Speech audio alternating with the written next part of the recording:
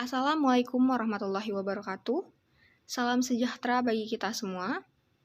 Baru-baru ini kita kedatangan klien yang mengeluhkan bahwa dirinya telah dilaporkan atas tuduhan pencemaran nama baik di sosial media dengan dasar pelanggaran pasal 27 ayat 3 Undang-Undang ITE.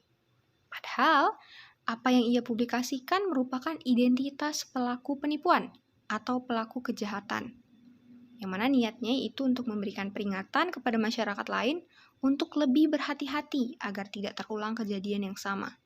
Lalu apakah hal tersebut diperbolehkan? Atau justru benar telah melanggar Undang-Undang ITE yaitu pencemaran nama baik?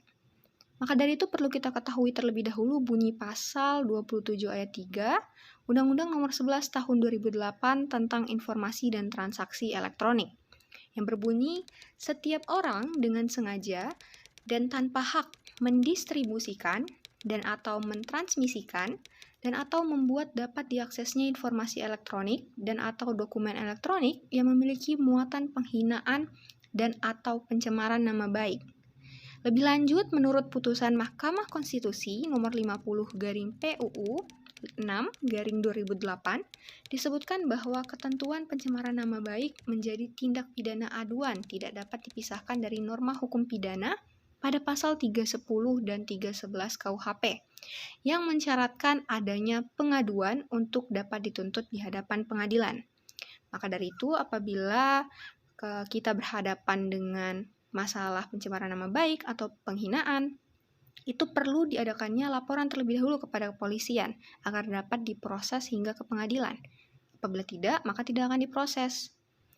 Lalu dapat kita garis bawahi bahwa bunyi pasal 27 ayat 3 ini tidak terlepas keberlakuan dan tafsirnya dari norma hukum pidana pasal 310 dan 311 KUHP atau Kitab Undang-Undang Hukum Pidana. Yang mana pada pasal 310 ayat 3 Kitab Undang-Undang Hukum Pidana mengatur tentang batasan dari pencemaran nama baik yang berbunyi, tidak merupakan pencemaran atau pencemaran tertulis jika perbuatan jelas dilakukan demi kepentingan umum atau karena terpaksa untuk membela diri. Dari bunyi pasal tersebut dapat kita simpulkan mengenai hal-hal yang menjadikan seseorang tidak dapat dihukum dengan pasal pencemaran nama baik atau penghinaan. Yang pertama, yaitu penyampaian informasi itu ditujukan untuk kepentingan umum. Lalu kedua, untuk membela diri. Yang ketiga itu untuk mengungkapkan kebenaran. Nah, lebih lanjut, dapat kita pahami bahwa penyebar informasi diberikan kesempatan untuk membuktikan bahwa tujuannya itu benar, bahwa tujuan yang ia lakukan tidak dimaksudkan untuk menghina orang lain. Lalu di situ juga perlu dibuktikan bahwa apa yang ia sebutkan atau apa yang ia publikasikan ke khalayak ramai merupakan hal yang benar. Apabila tidak, maka itu dapat dikategorikan sebagai penistaan atau fitnah.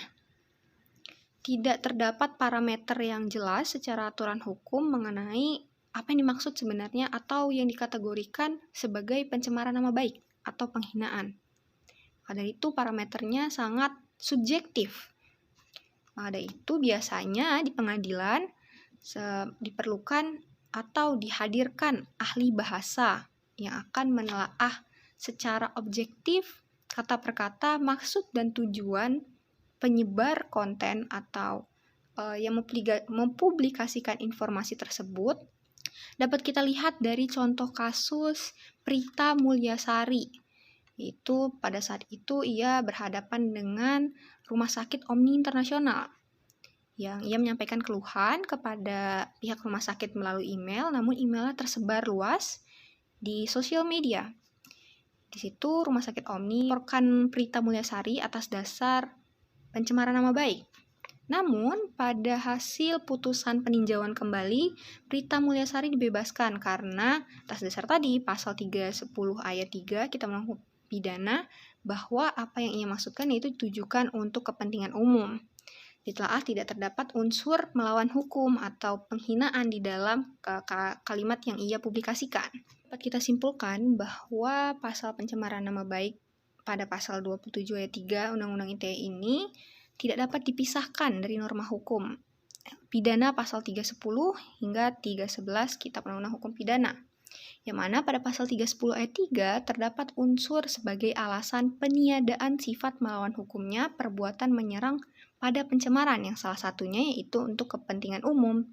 Maka dari itu, saat kita hendak mempublikasikan konten apapun yang walaupun niatnya itu untuk memberikan peringatan kepada orang lain, hendak diperhatikan diksi atau pilihan kata yang kita gunakan secara teliti, bahwa itu tidak ada unsur yang menjatuhkan martabat orang lain atau unsur penghinaan terhadap orang lain.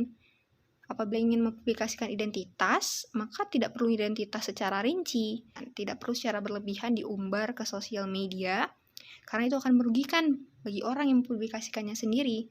Bagaimanapun, kita ketahui ini sudah merupakan rahasia umum, pasal pencemaran nama baik ini merupakan dianggap sebagai pasal karet, yang parameternya tidak jelas karena banyak perbuatan yang dapat diklasifikasikan sebagai tindak pidana pencemaran nama baik. Undang-Undang ITE ini pun kerap dijadikan tameng bagi pihak yang dikritik. Sekian informasi yang dapat saya sampaikan. Assalamualaikum warahmatullahi wabarakatuh.